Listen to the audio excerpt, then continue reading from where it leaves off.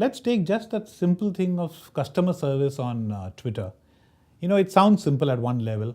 So it sounds like all I have to do is teach my customer service people how to use Twitter, track the complaints, and then respond to them as if they were talking on the phone. Not that simple. When I talk to you on the phone, if my grammar is bad, if my language is bad, if I slip up on the right thing, you will obviously know, but it's contained between you and me. Now that I'm responding to you on Twitter, not only will you know, every single follower of yours will know, and any one of them can take that tweet, retweet it, and embarrass me across the whole world. So the responsibility for me to take now this customer service person and make sure she has multiple skills. She should of course know the domain, which is banking. Her language has to be perfect. There can't be any errors, because I can get embarrassed for just poor grammar and spellings and so on as well. On top of that, her job is like a copywriter's job, because her response now not only has to be right and fully service oriented, it also has to sparkle, because now 1 million people arguably can read it, and I want 1 million people to read it, but when they read it, I want them to be able to smile and say, wow, cool brand, I like this brand. So getting that skill in one person who understands banking, who provides the right service and has perfect command of the language, and then is writing poetry all the time.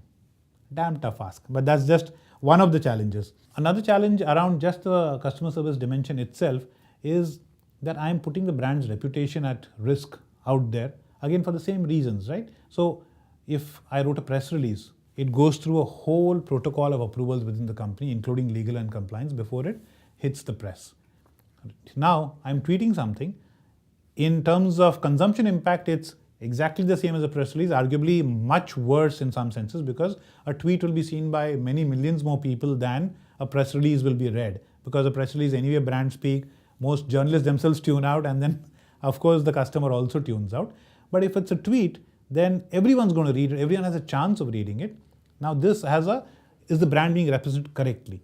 Is the brand's tone being represented correctly? So we have to choose a tone for the brand, we have to teach people to speak in that tone. All of these are not simple things to do. So around these alone, I think the challenges are enormous.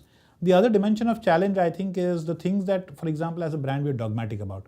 We will not chase likes on Facebook. Technically, strategically, it sounds brilliant and perfect and logical.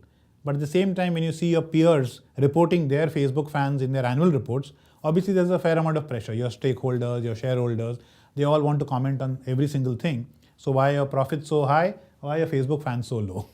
So that again is a challenge to be able to engage with and resolve meaningfully. So the thing with social media, I suspect, is that because it's still early days and everyone is learning on the go, many of the convictions we develop we have to have deep faith in our convictions.